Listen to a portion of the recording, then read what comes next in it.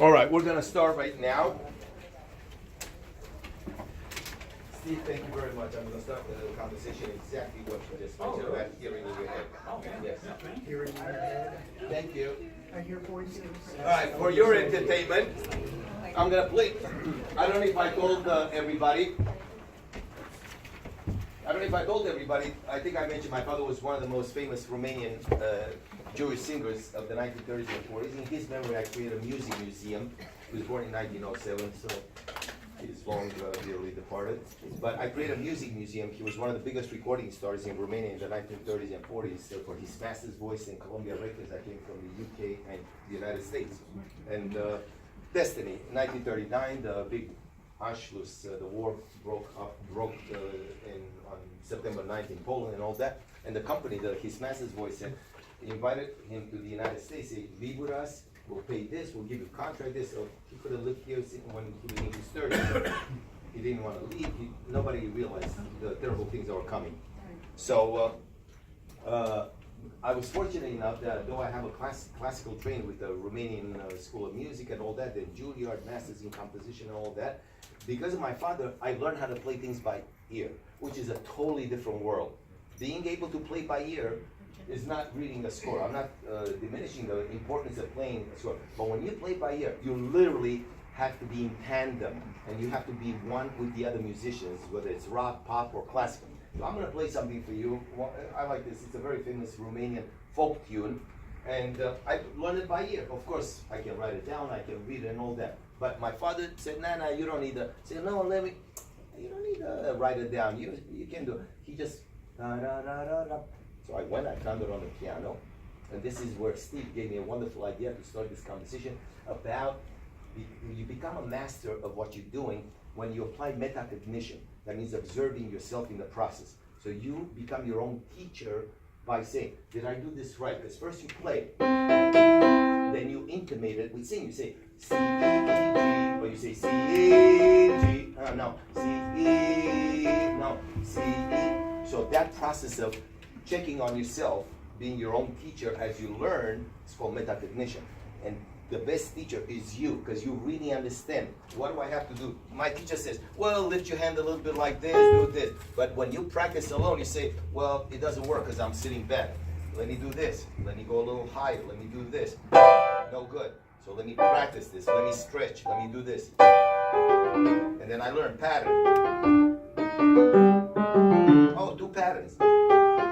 Same thing. And the 2 patterns, repeat. So again, you discover through practice relationships and connections. So the best teacher is the student. That's why this is so effective, because if you take it and you do it, you listen to yourself, you read the notes. Do, mi, do, boring. But then you go to the difficult stuff. Do, mi, so, si, you listen. Do, mi, so, si, si, so, and you learn by repeating, you're wiring yourself. So I'm going to play a little melody that my father said, nah, you don't need to write it down.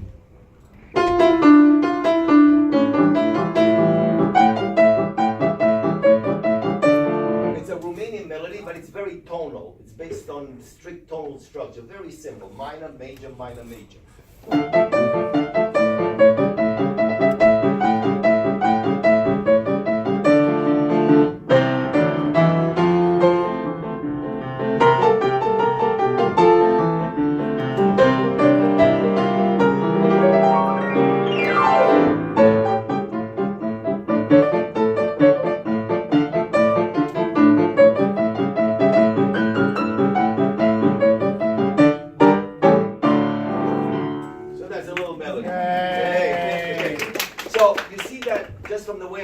I'm intimating the orchestra, the echo, the responses, how it's playing here and there, and the little accompaniment. It's called, I think it's a Hungarian or Romanian instrument. The cymbal that you hear in this little accompaniment that I'm simulating.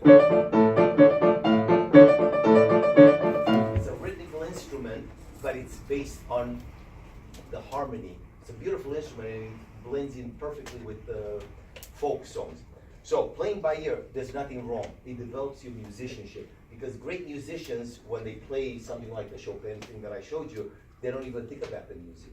the notes that they read. That was just a way to absorb the music. And I tell young students, music, this is not music. When you take any kind of printed music, a sonata or something, a ballad by Chopin, or any song, a John Lennon song, it's not music. What is it when you see it on the paper? Notation. Notation, it's a code. It becomes music when you filter it through your mind, you know what you're playing, but it goes through your heart. All the great musicians you already know, even if they're an instrumental player, rock, classical, doesn't matter. When they get into it and they play, they hum it, because the music has to come from the heart. Otherwise, it's not music, it's what we call soul. American musician, jazz musician, oh, you gotta have soul. That means you gotta put your heart into the music. Otherwise, it's do, re, mi. That's nothing. This is just to understand structure and relationships. All right? I think that door is opening, maybe on purpose, or just want to make sure. So, Steve mentioned something very important. I'm sorry. So, Steve was mentioning something I think is crucially important, and sometimes I don't have enough time to address all the little things that are obviously important. Everyone hears things in their own version. He said something about hearing it in your head. It's only when you hear the music in your head, you know the music. So this stuff that we're learning here, the major fifth,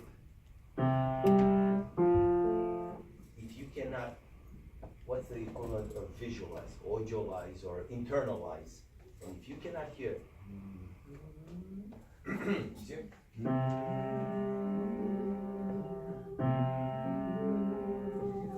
This is one exercise that we do with young children.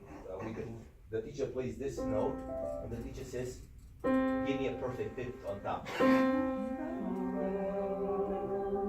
Now give me a perfect fifth down.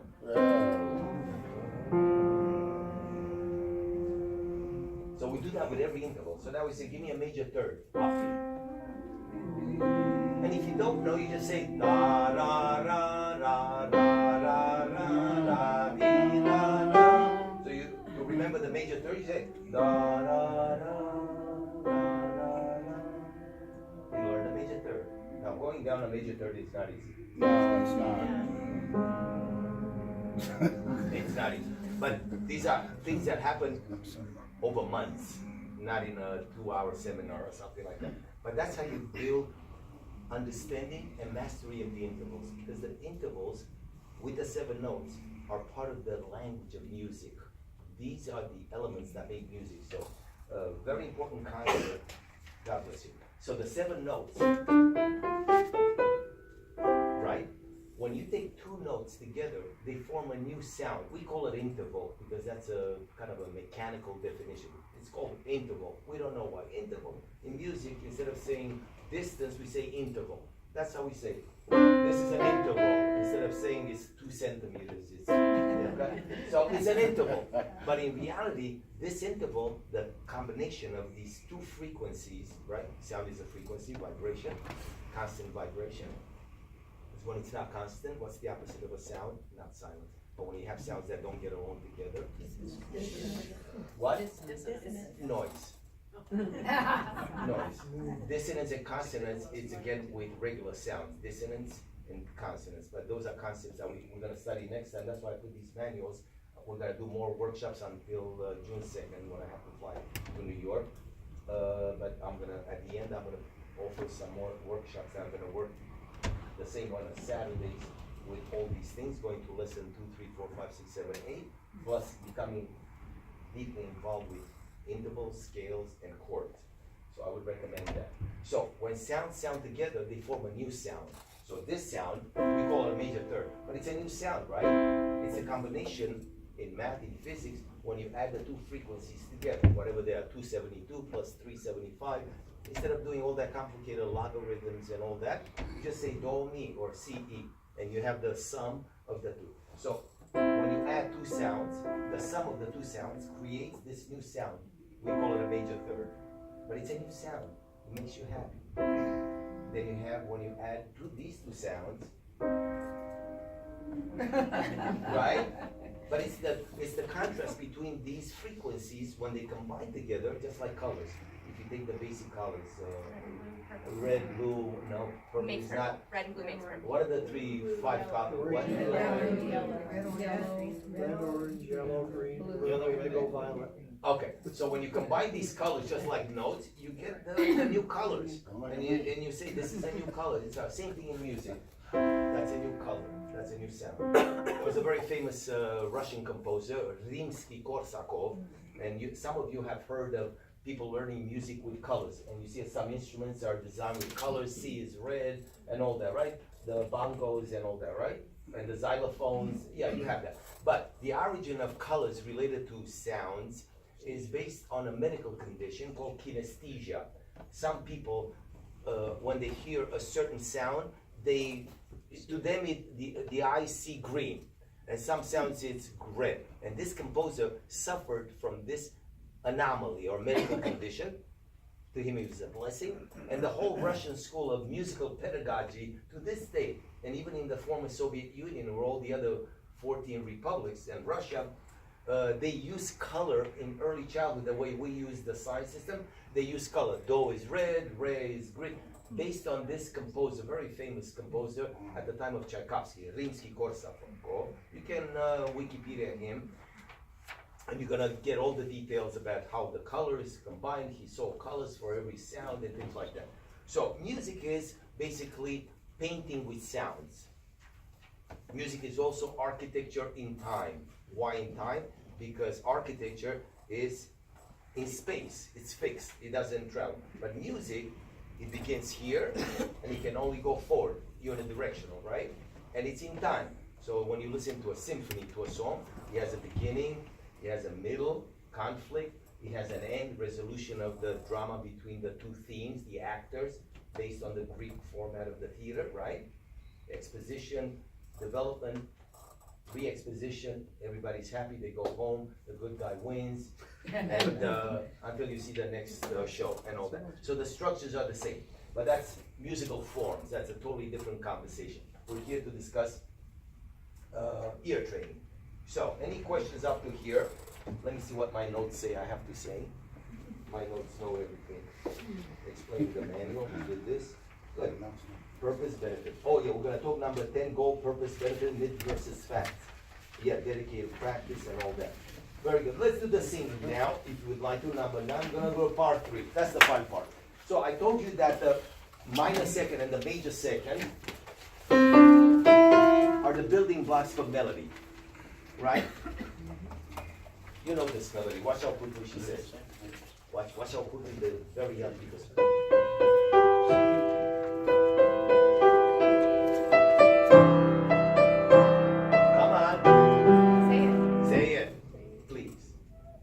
What's the name of the band and the name of the song? Come on.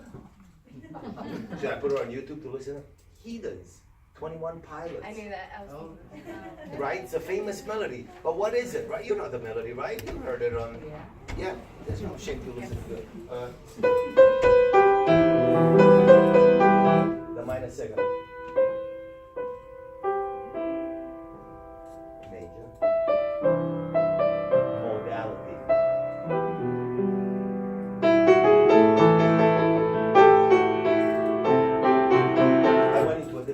I'm recomposing it. It's a Jewish song. Yeah.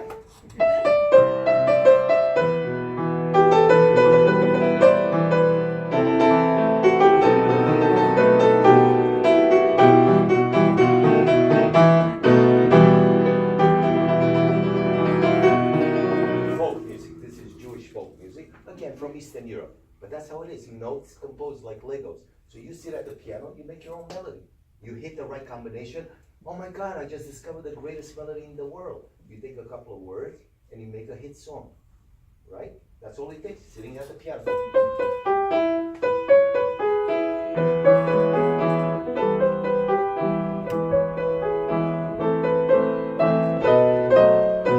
And you play with it until you find the right combination. You don't have to read notes, you should, but you can play before you master this. You can still go on the piano and discover your own melodies. And that applies to everyone, guitar, banjo, whatever.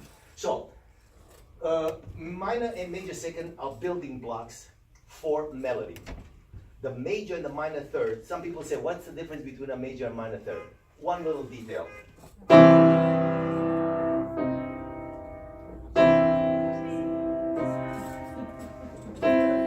That's how I do with the kids. And they respond. And then I do testing. Is this happy? Oh, by a show of faces. You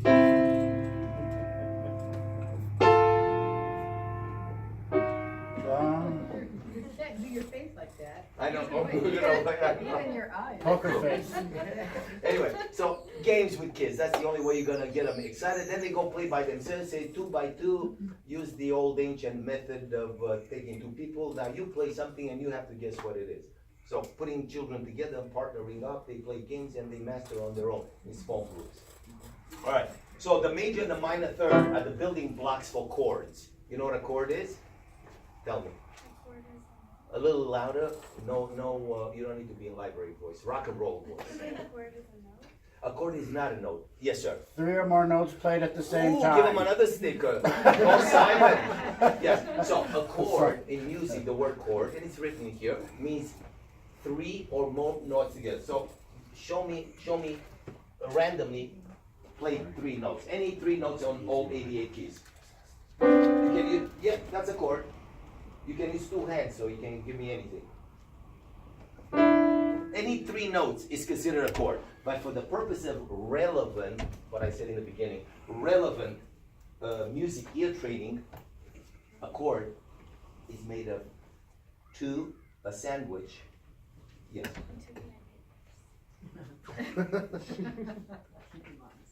Sincere apologies. It's a very nice sandwich.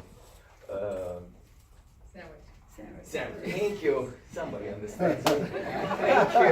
But that's how we function. Musicians are non-linear. You know, we bounce around, and at the end, it's kind of the same thing. The whole tossed salad. I don't want to say melting pot. Tossed salad. Yeah. So the third, the sandwich. So the third is the building block for your Burger King sandwich. Bless you again. Mickey D's, right? It's a sandwich. What do you have? Bun and patty, lettuce, and all that. So, how does it work? Let's take a third, right? The happy one. That means it's a third. Why is it a third? Do you know? 1, 2, 3. 3 steps. That's it. Did you get that, everybody? 1, 2, 3.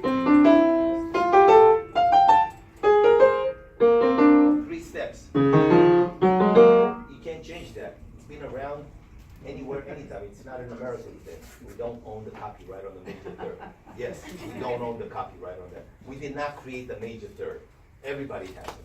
So, the major third, right? What happens if you put another major third on top of that one? That's terrible. Who said terrible? Correct. That's the method. Yeah. The indefinite one, the Debussy chord, right? Right? Anytime that you want to be in the air, you do this. Right? Floating. It goes everywhere. It's rarefied. It doesn't have directionality, as we call it, because music is tension. Like between 2 people, they feel the vibe. Kind of so. That's what sounds are. Each combination of 2 notes is tension, relationship, just like between people. Talked about music reflects life. So some notes get along, some notes do not. Verses.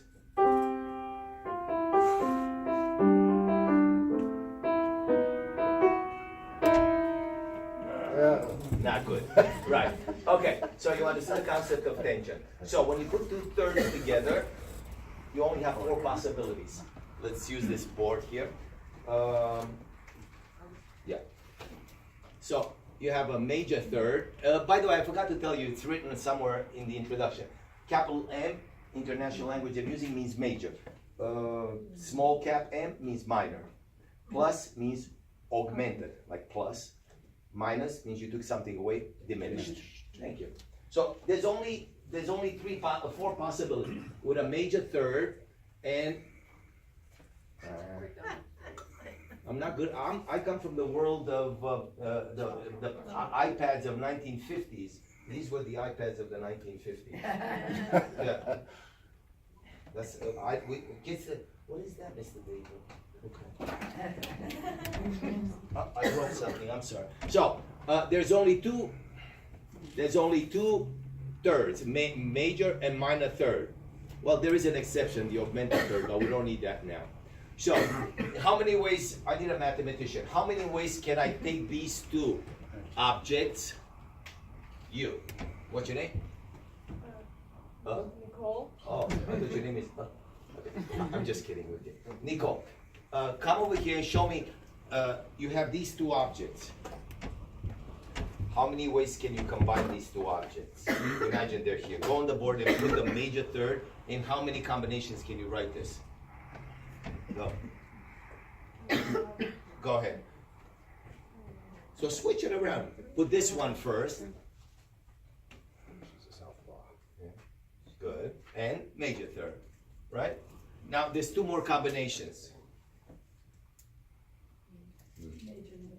Major, major. And? It's all math. Music is very simple math. Okay? Thank you so much. You did a great job. All right. So, the largest interval chord is major, major. That's called the augmented. The next one down, if you take one little step away, is the major. Major, minor, diminished. So that makes it, this is major. Okay. Minor is switching these two around. And minor, minor. And now you're going to hear it on the piano. So we take two major thirds. And all this is in the book when you practice. You get it?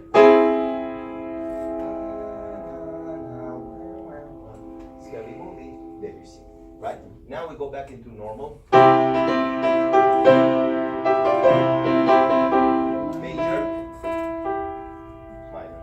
Because I went from.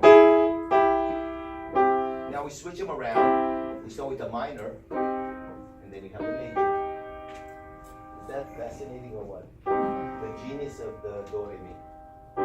And then you diminish this is minor major, which is the minor chord, and then the diminished, two minor. That's the scary movie. That's where it comes from. That's all you can have with three notes. Augmented, major, minor, and diminished. But now we're going to practice it in our singing. So let's go to singing, page. By the way, all this is written in the theory here on page 35. Everything that we kind of rushed through right now. So we're on page 37. I'm going to do the listen part a little faster, then we do the singing part normal. So we're going to say the major triad happens only on steps 1, 4, and 5 of the C major. The whole book is C major. Ready? So I'm going to say Do,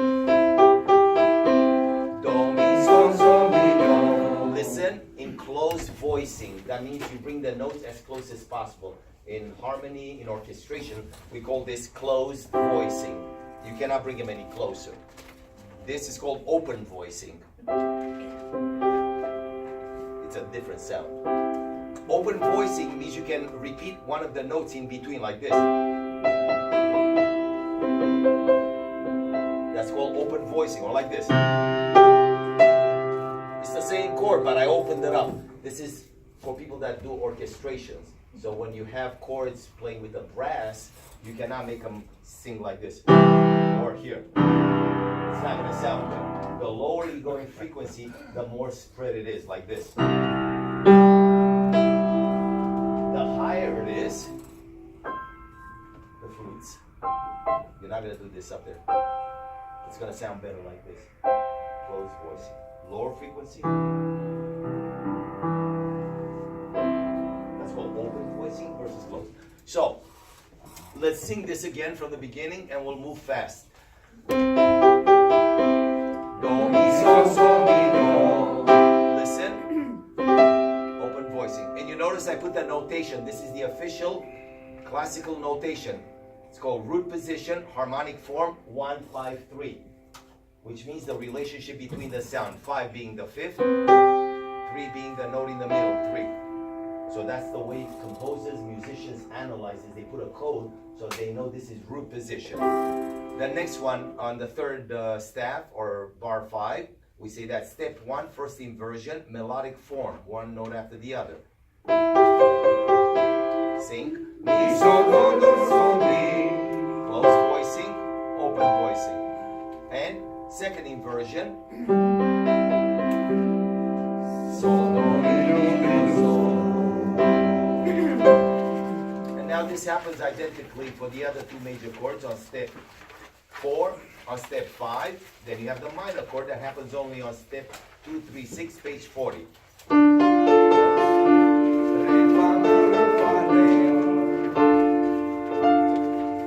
First inversion.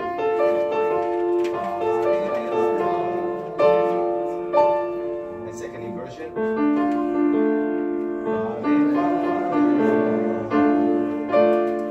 And then you continue with this. And then the diminished chord on page 43. There's no augmented chord in the C major natural scale. Page 43. Only on step 7. C, re, fa, fa, re, si. Re, fa, si, si, fa, re. First inversion. Second inversion. Fa, si, re, si, si, fa. And you finish the C major scale with a little closing. Do, re, mi, fa, sol, la, si, do.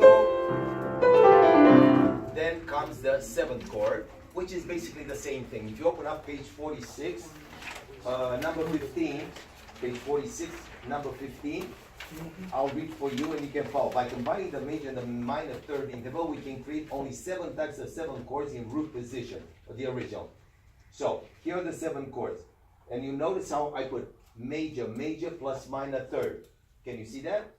Then you have major, minor, major third, major, minor, minor third, also known as the dominant, then minor, major, major, minor, major, minor, minor, minor, major, minor, minor, minor. And I'm going to play for you each one of them so you see how they sound. So we'll do number 1, augmented chord, right, with a major 7. And that's what it sounds like. The second one is a regular major chord with a major 7.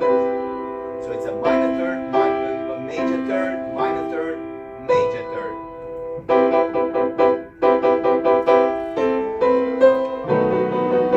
That's where it is from. So everything you hear can only be made of this little Lego. Major third, minor third. Alright, 7th chord, 9 chords. The third one is known as the dominant. So it's a major chord, major, minor, with a minor third. Right? The fourth one is a minor chord with a major third. Then you have the minor, major, minor, which is very soft.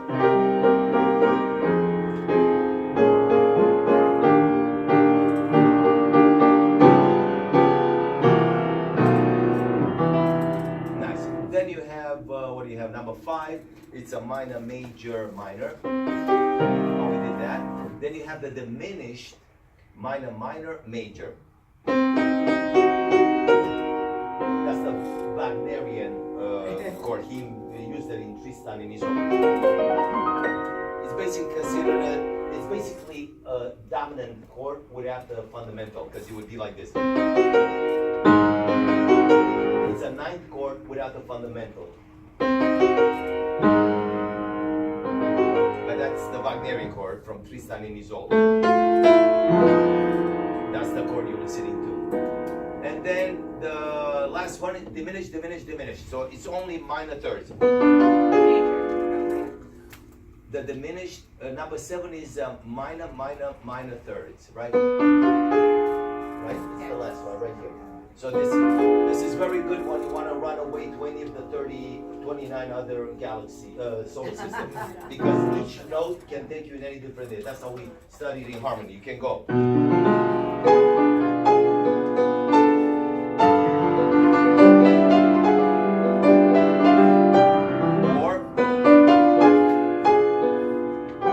Or